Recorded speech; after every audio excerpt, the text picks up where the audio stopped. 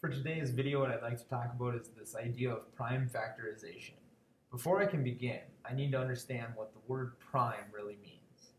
The word prime is saying that I have a product or a number that the only way to make that number is to have 1 times itself. And those are the only two factors to make the product.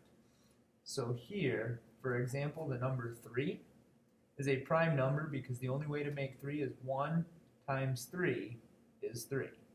So I'm just going to list the first few prime numbers. The first one is 2.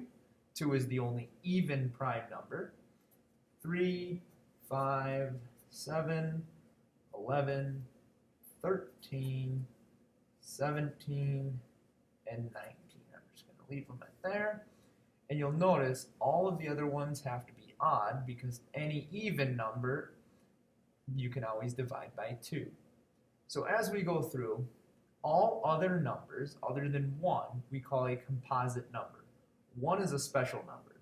The reason it's a special number is it only has one factor. So now I know what prime means. You can only multiply 1 times itself to get that product. I need to understand the idea of a factor. Well, factors are two numbers that you multiply together to equal a product. So I'm going to use this idea to figure out if I have a product, what would it be for its prime factors? So I'm going to use the product 72. Well, the first thing I need to understand is 72 is made up of the factors 9 and 8. So this is just a basic math fact.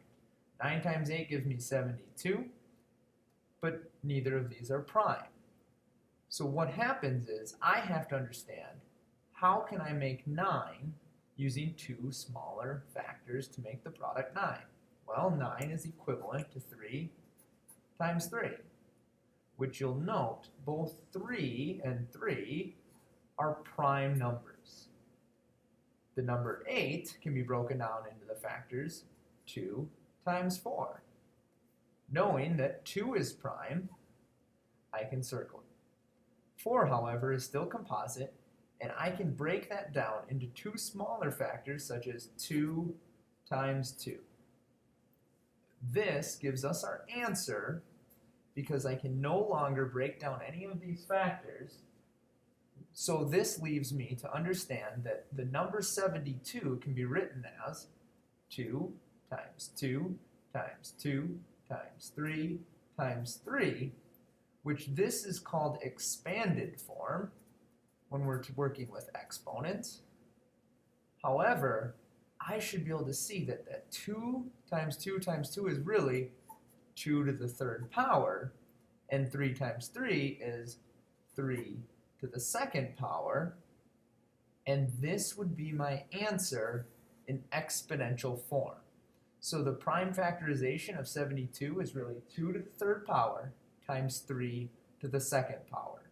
And I can prove my work just knowing that 2 to the third power is really 8, and 3 to the second power is 9, and 8 times 9 gives me that product, 72.